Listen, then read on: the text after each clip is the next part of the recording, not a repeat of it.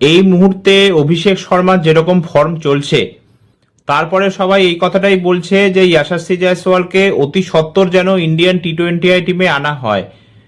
কারণ অভিষেক শর্মা টি-20 ওয়ার্ল্ড কাপে পুরোপুরি ফ্লপ। হ্যাঁ, ফাইনালে রান বানিয়েছিল, সেটা আমরা সবাই জানি, 21 বলে 52 রান স্কোর করে দিয়েছিল।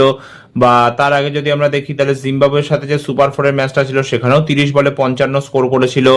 কিন্তু এই দুটো ম্যাচ যদি আমরা বাদ দিই তাহলে বাকি 6 ম্যাচে মাত্র 34 রান স্কোর করেছে, এবং তার মধ্যে 3টে ম্যাচে পরপর 0 রান স্কোর করেছিল। আচ্ছা, তারপরে আইপিএল শুরু হলো, আইপিএলেও তাই সেম পারফরমেন্স। ফার্স্ট ম্যাচে আরসিবির এগেনস্টে 7 রান, তারপরে 48 কেকেআরের এগেনস্টে, তারপরে আবার যাকে বলে 0 করে আউট হয়ে গেল লখনৌ সুপার জায়ান্টসের এগেনস্টে। তো এখন সবাই এই প্রশ্নটাই তুলছে যে অভিষেকের কি তাহলে যাকে বলে ফর্ম শেষ? অভিষেকের কি এরকমই অবস্থা হয়ে যাবে? অভিষেককে কি আর আমরা ভালো অ্যাটাকিং ব্যাটিং করতে দেখবো না? তো সবাই বলছে তাহলে এখন ইয়াশাস্বী জয়সওয়ালকে ইন্ডিয়ান টি-20 টিমে যেন আনা হয়। কারণ জয়সওয়াল লাগাতার পারফর্ম করে যাচ্ছে আইপিএলে। এই 2026-এর আইপিএলে অলরেডি দুটো ম্যাচ খেলে যাকে বলে একটা 50 স্কোর করে দিয়েছে। আচ্ছা, 2025 আইপিএলে রান স্কোর করেছিল, 2024 আইপিএলে রান স্কোর করেছিল। এবং জয়সওয়ালের যদি আমরা টি-20 এর স্ট্যাটস দেখি তাহলে 23 ম্যাচের 22 ইনিংসে 723 রান স্কোর করেছে, 5টা 50s আর একটা সেঞ্চুরি সহ। 36-এর উপর অ্যাভারেজ, আবার 164-র উপর স্ট্রাইক রেট আছে জয়সওয়ালের। এবং জয়সওয়াল যে লাস্টটা 6টা ম্যাচ খেলেছিল 2024 সালে টি-20 ওয়ার্ল্ড কাপ জেতার পরে, এবং জয়সওয়াল সেই টি-20 ওয়ার্ল্ড কাপের পার্টও ছিল। যাই হোক, যে 6টা ম্যাচ জয়সওয়াল খেলেছিল 2024-এর টি-20 ওয়ার্ল্ড কাপের পরে, সেই 6 ম্যাচে 6 ইনিংসে 221 রান স্কোর করেছে, একটা 50 সহ, 44 অ্যাভারেজ আর 170 স্ট্রাইক রেট। তারপরেও জয়সওয়ালের ইন্ডিয়ান টি-20 টিমে চান্স হচ্ছে না। তাহলে এর থেকে খারাপ আর কি হতে পারে?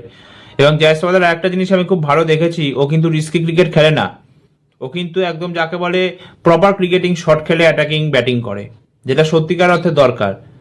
কিন্তু অভিষেক কিন্তু এখানে খুব রিস্কি ক্রিকেট খেলে। এই জন্য অভিষেক কিন্তু বড় রান চেসে বারবার চোখ করে যায়। 180 বা তার বেশি রানের চেসে অভিষেক এখন অব্দি টি-20 মাত্র 6 ইনিংসে 67 রান স্কোর করেছে, এবং যাকে বলে 25 হাইস্ট স্কোর। তাহলে তোমাকে তো বড় রান চেসও খেলতে হবে না। তো এটাই এখন সবাই বলছে যে ইয়াশাস্বী জয়সওয়ালকে কি এবার তাহলে টি-20 টিমে আনা উচিত। কারণ জয়সওয়াল টেস্টে রেগুলার, সেটা আমরা সবাই জানি, কিন্তু ওডিআইতে তো রেগুলার চান্স পাচ্ছে না। কারণ ওডিআইতে যাকে বলে রোহিত শর্মা আছে, বিরাট কোহলি আছে, তাহলে কি করে চান্স পাবে? আর জয়সওয়াল তো ওপেনার, জয়সওয়াল তো 3-এ ব্যাটিং করতে পারবে না। কিন্তু টি-20 আইতে তো খেলতেই পারে ও। টি-20 আইতে এত ভালো স্ট্যাটস, তারপরে যদি সুযোগ না পায় তাহলে এটা তো ইন্ডিয়ান টিমের জন্য ক্ষতি। তো জানি না সিলেক্টররা কি ডিসিশন নেবে। আমার তো মতে ইয়াশাস্বী জয়সওয়ালকে টি-20 আইতে সুযোগ দেওয়া উচিত। হ্যাঁ, অভিষেক শর্মাকে ড্রপ করা ঠিক হবে কি হবে না জানি না সেটা, কিন্তু জয়সওয়ালকে যাকে বলে এবার সত্যিকার অর্থে সুযোগ দেওয়া উচিত। খুবই খারাপ লাগে জয়সওয়ালের জন্য, এত ভালো একটা প্লেয়ার, হ্যাঁ ট্যালেন্টেড প্লেয়ার, সে যদি চান্স না পায় এটা খুবই খারাপ ব্যাপার এটা।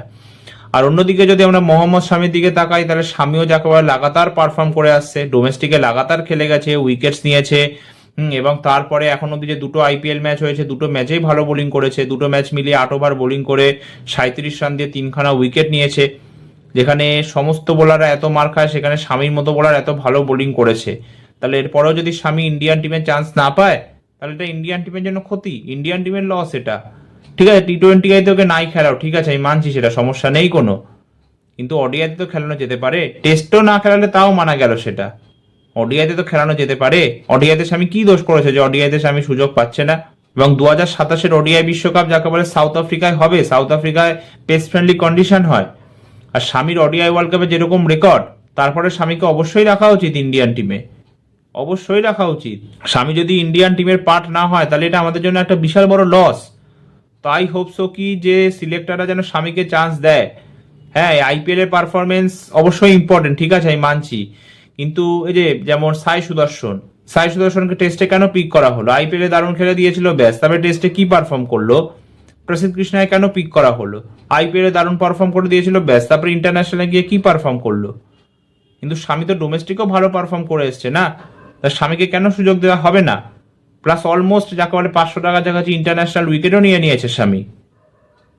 তো আই হোপ সো কি সিলেক্টররা যেন স্বামীকে চান্স দেয় ইন্ডিয়ান টিমে, এবং স্বামীকে যেন আমরা আবার খেলতে দেখতে পারি। তো তোমরা আমার মতামতের সাথে সহমত কিনা সেটা কমেন্ট করে জানাতে ভুলবে না। এই ভিডিওটা এতটাই, আবার দেখা হবে একটা নতুন ভিডিওতে। ততক্ষণ সবাই সুস্থ থেকো, সাবধানে থেকো, ধন্যবাদ।